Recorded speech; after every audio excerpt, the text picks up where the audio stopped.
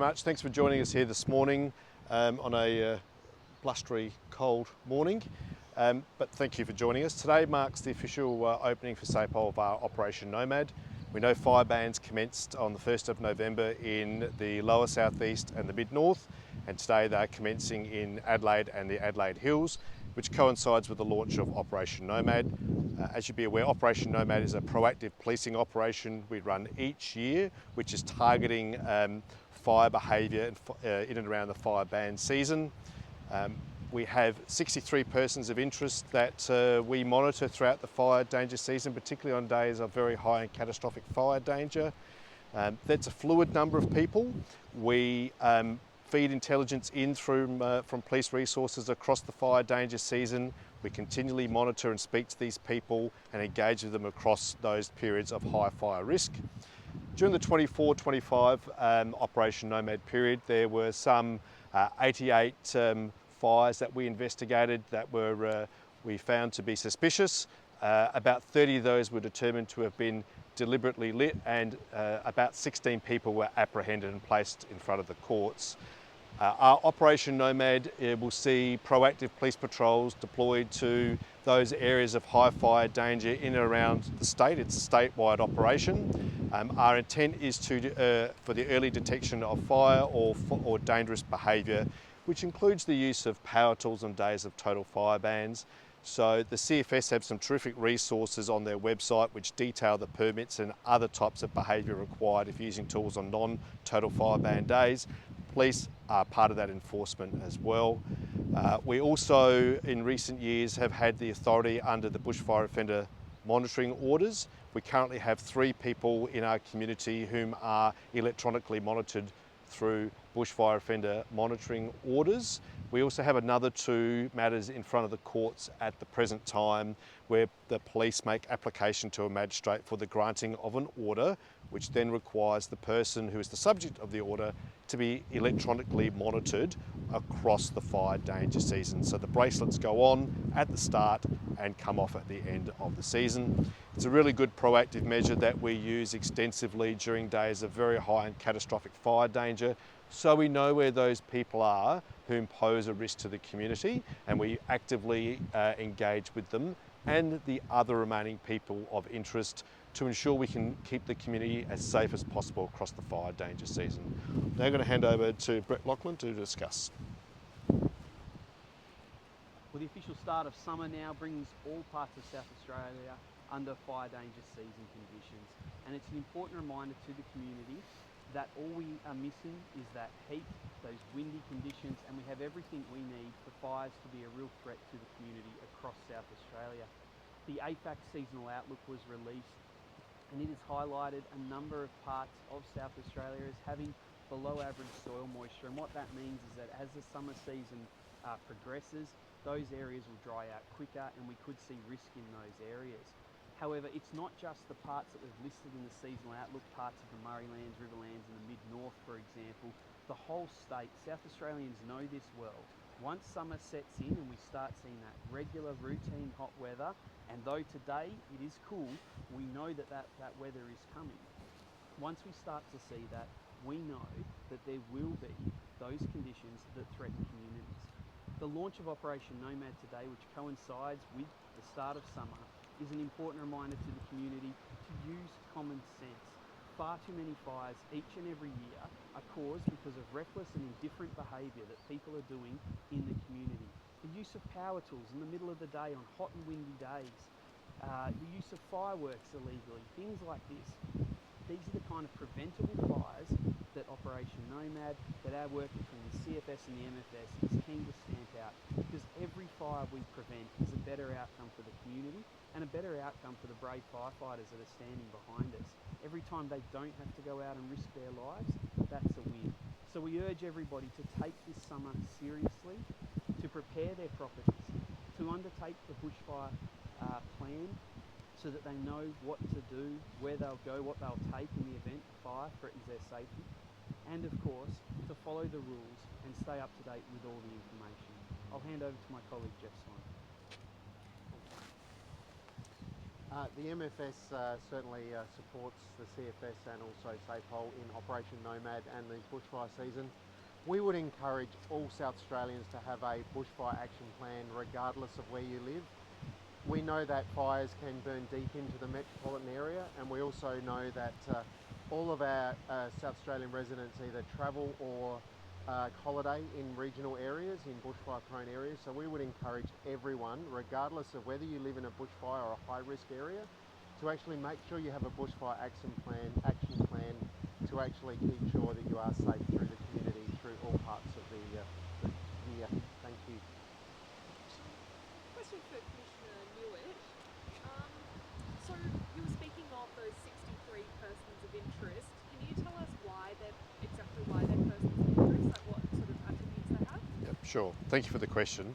So each year and throughout the year, we will look at some behaviours that have been noted in the community and reported to police and that we've investigated that will cause concern. It might be fire behaviour in a non-bushfire setting. So whilst it may be detected in a suburban setting, certain indicators would say that this person maybe has a fascination with fire or has exhibited behaviour that causes concern in terms of their conduct in and around environments that on the fringe, particularly the peri-urban fringe, that may give concern or increase the likelihood of a fire starting at their hand.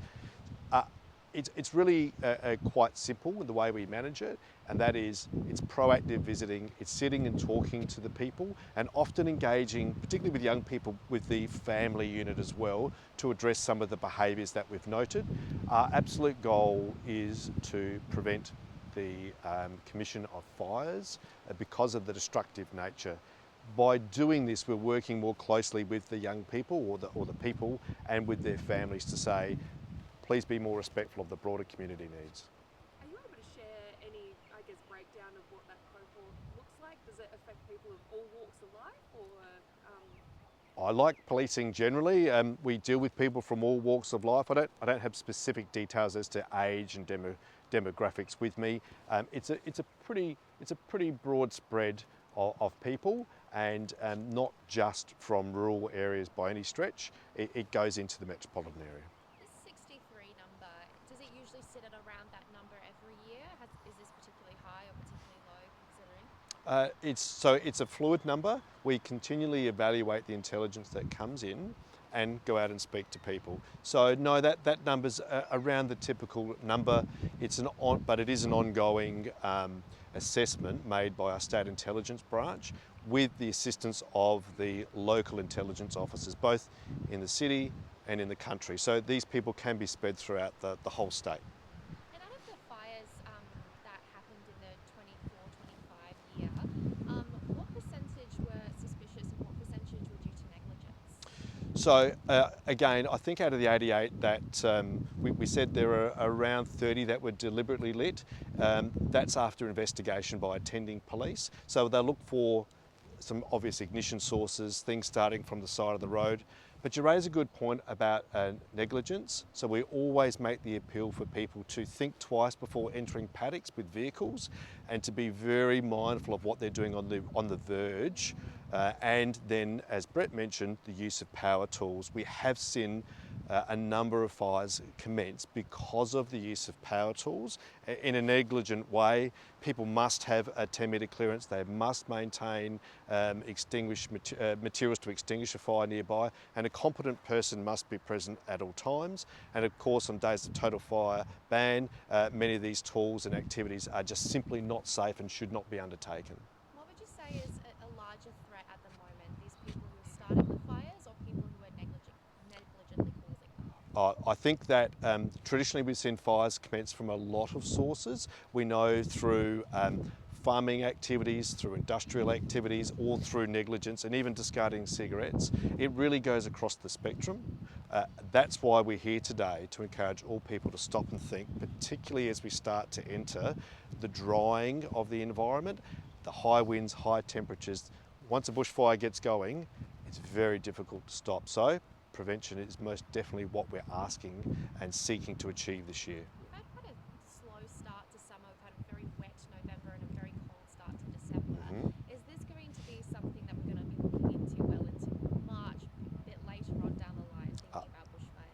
most definitely I will hand that to Brett, who can talk about dryness and soils. It is a good question. We have seen in parts of South Australia a bit of a slower start to the fire danger season, and certainly I'm sure people agree that's no bad thing. However, what the Bureau of Meteorology is telling us is that the forecast is for above average temperatures as the season progresses. They're sort of 50-50 on whether we'll see above or below average rainfall, and even if you see above average rainfall in the summer period in South Australia, that doesn't necessarily mean you'll see a lot of rainfall. So our message is clear, is to prepare now, is to take advantage of the cooler conditions, because only this week, Thursday, we are anticipating a range of areas in the state to be covered by total fire bans as we see conditions warm up and we see winds increase. So take the opportunity, prepare now, and most certainly it could end up being a longer season. It will just really depend on how things unfold. Sorry, I have one more for Please. the Commissioner. Sorry to flip you around. So, So we see here that 16 people faced court and 20 people received fines.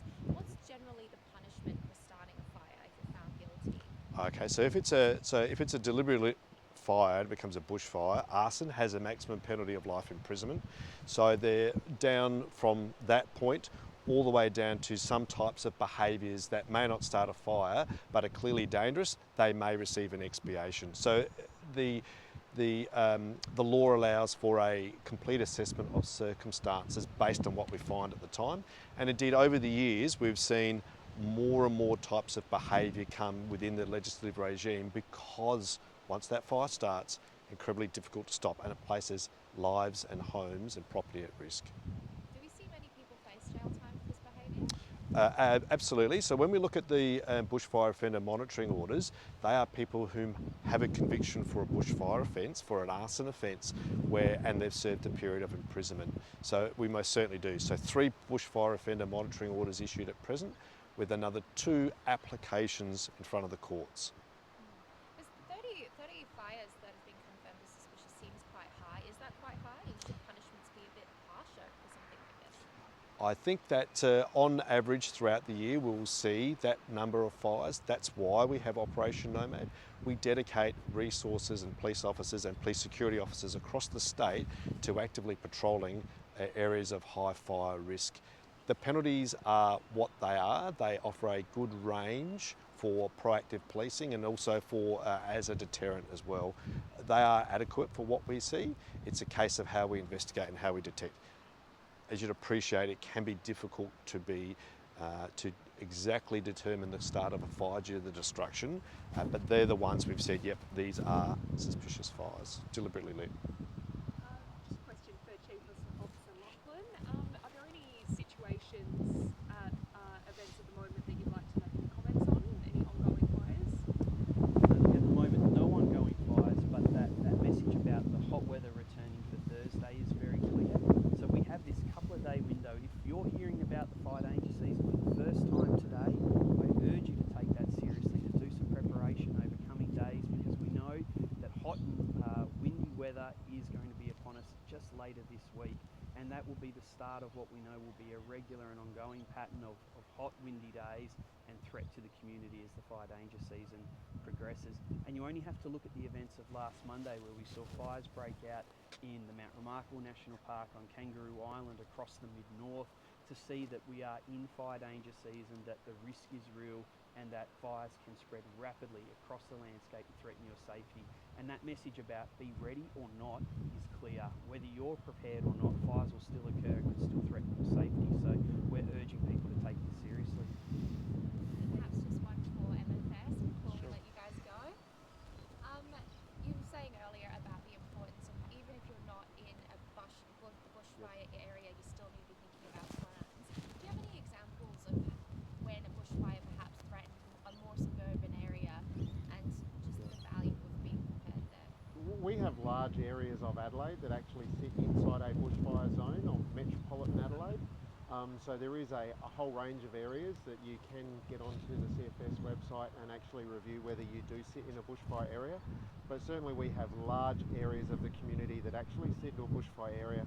And what we are seeing, and some of the lessons that we learn from international lessons, is that fires can burn deep into metropolitan area. They may have started as a bushfire, but they can burn deep in with high density housing. The opportunity for fires to jump across from home to home is increased. So we would encourage everyone to be bushfire and fire ready this season. So you would say that the season is not the time to be complacent? Absolutely not. No, it's definitely not the time to be complacent. Thanks so much, guys. Thank you.